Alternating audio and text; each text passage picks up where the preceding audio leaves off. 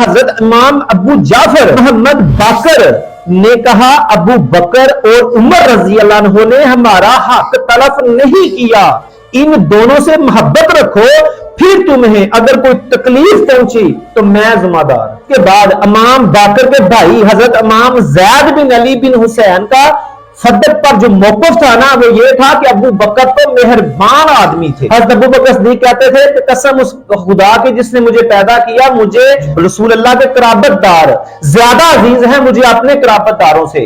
اور اہل بیت والے اتنی محبت صحابہ سے کرتے تھے کہ اپنے بچوں کے نام خلفائے ثلاثہ کے ناموں پر رکھ دیے۔ یہ محبت کی نشانی ہے، یہ بغض و انا کی نشانی ہے۔ اور یہاں پہ اہل بیت والے بھی مان گئے ہیں، اور میں تمہیں دکھاؤں۔ حضرت عبداللہ بن جعفر فرماتے ہیں کہ جس ابو بکر کو ہمارا امیر بنایا گیا بہترین خلیفہ ثابت ہوئے، اور وہ ہم سب پر زیادہ رحم کرنے والے اور ہمارا سب سے زیادہ خیال رکھنے والے تھے۔